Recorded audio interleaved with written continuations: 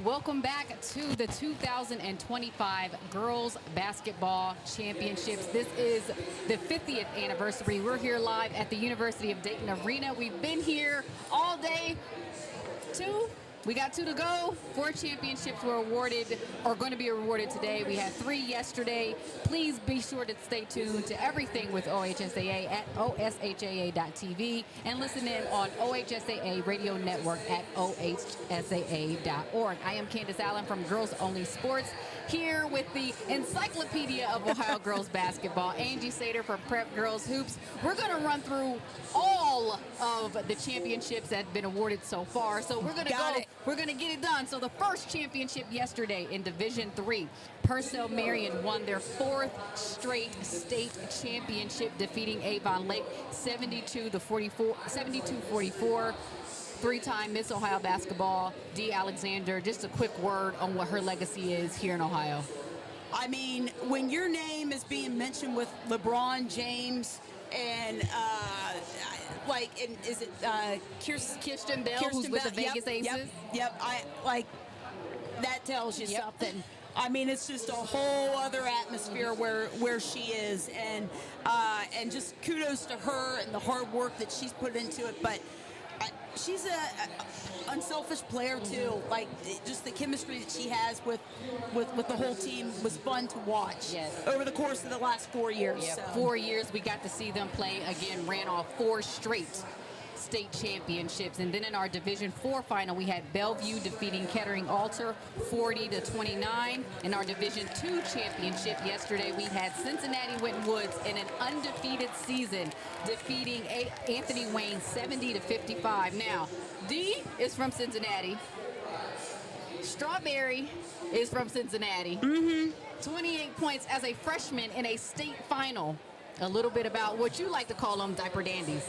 I mean, I don't even remember who I've said this to, but I will never forget watching Strawberry play the first time.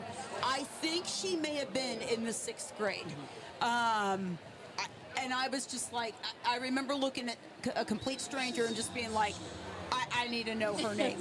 Who is she? And how she was playing then a few years ago. I mean, she was more than holding her own against juniors and seniors, and we'll be hearing a lot about her name.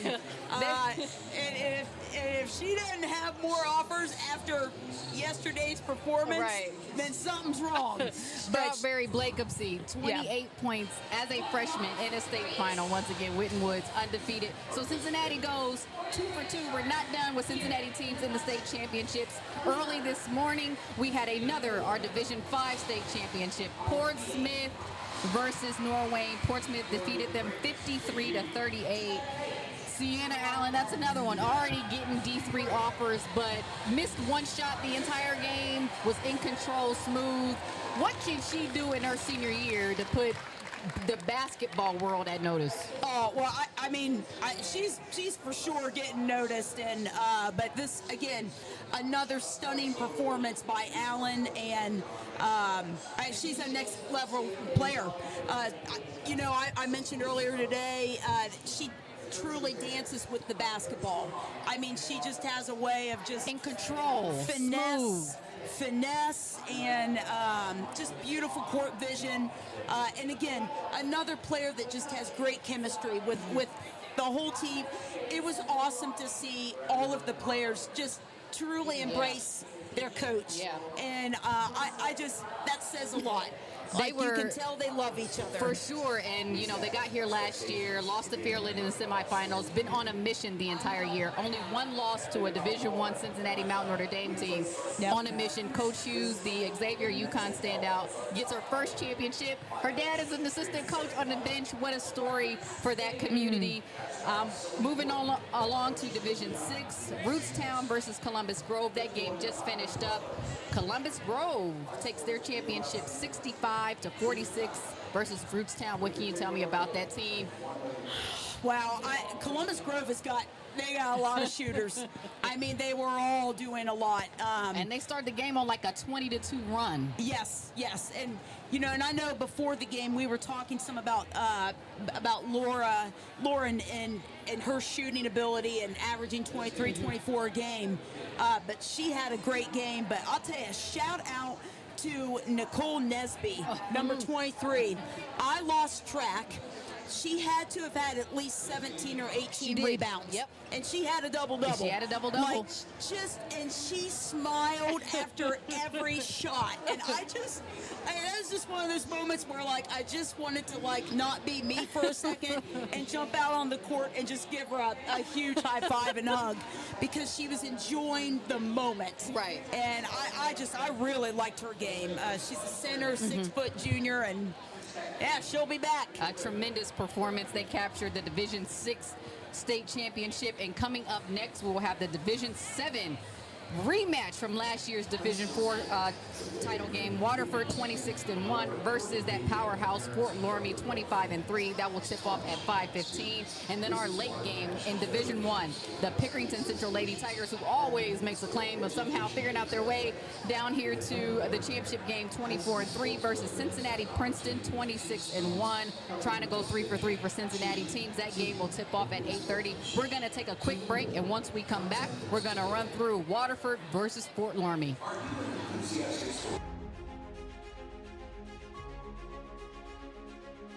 Welcome to the OHSAA. Every day we work too.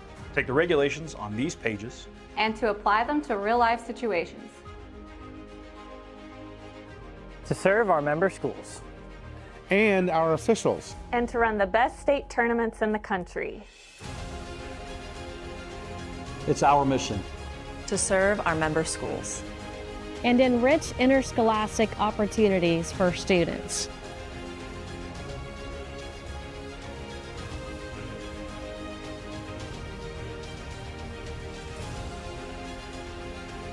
Welcome. Welcome. Welcome. Welcome to the OHSAA. A game without a crowd is just a scrimmage. A performance without an audience is just a rehearsal. Without your presence, high school sports and the performing arts aren't possible. Ensure that these essential extracurricular activities continue to enrich the lives of students in Ohio. Purchase a ticket to your local high school's game or performance. This message presented by the OHSAA and the Ohio Interscholastic Athletic Administrators Association. And we're back. We're making our hands clap, getting ready for the atmosphere here for the Division 7 state final. We have a rematch once again that happened in Division 4 last year. Waterford versus Fort Loramie. We're going to run through these two teams really quick. First off, Waterford. They defeated Magador 47-34 in the semifinals. They are back once again in a state final. Who are some players to watch? Oh, man. I mean, you can't not talk about the Avery Wagner. And I don't know. She looks like she's 6'9" to me. Maybe she's only 6'3", 6'4", but just a phenomenal player that she is. Alters so many shots because of her length. And I think she's going to be a huge factor in this game, along with Kendall Surrey. She's another one that can just do damage from outside and driving to the basket as well. But I really like also Avery Smithberger. I think she plays a critical role. She is the type that will play all of the dirty work, and she'll do whatever the team needs. Yeah. Those three players won a state championship their freshman year, trying to end out their senior high school careers with 2 state championships. What a tall task. What are some keys for Waterford to win? Taking care of the ball, not getting flustered. I think about that from last year. Now, 2 different teams. Fort Loramie looks a little different from last year as well, but they're still tough. It's in their tenacious. DNA. It's in their DNA. And so they're ready to go for this game too, but they got to take care of the basketball and make the little shots because they add up. And next up, we have Fort Laramie 25-3. They defeated Ottoville 52-40. Some players to watch on this powerhouse of a program. I love Avery Brandewee. She's just having a great season. I'm going to round up. It says 9.4 rebounds. We're just going to round that up to 10. She is a double-double machine. Averaging around 19 a game. And Victoria Mesher, I think those two, they have to play big. Those seniors, they've been here before. They know what it takes. And I think it's going to, I think a lot of it's going to fall on their shoulders. There's a lot of seniors on this program. I think they'd potentially start all seniors. Yeah. That says something too. For sure. And what are some keys for Fort Laramie to, like you said, they're starting 4 seniors at the next level? You would think they would play basketball getting to a state final, but they're going to play volleyball at the next level. So some of these players, it's their last time on a basketball court. So what do you expect from Fort Laramie? The type of team that they've been over the years, they can run it, man, and their defense is they stick to you like glue, and I think that they stick with those. They stick with those two things. I think if they play tough defense, I think some good things could happen their way. Between Coach Jerry Close and head coach Carla Siegel, I believe it's close to or over 1,000 wins collectively between Waterford and Fort Laramie. Putting you on the spot. Oh, no. Will Fort Laramie go back-to-back, or will Waterford get revenge? I mean, I have been undefeated every time that I have said my thoughts. I'm going to go with Waterford today. I think that left a little sting last year. And I don't think they've forgotten that taste. And so I could see possibly Waterford coming out with the W today. I'm with you. I look at teams like a Portsmouth who had that taste and faced disappointment, but they prepped this season specifically to get back to this point and actually win. So I got Waterford too in a close one. Yep. I want to thank everybody for joining us. Once again, I'm Candace Allen from Girls Only Sports. This is Angie Sater from Prep Girls Hoops.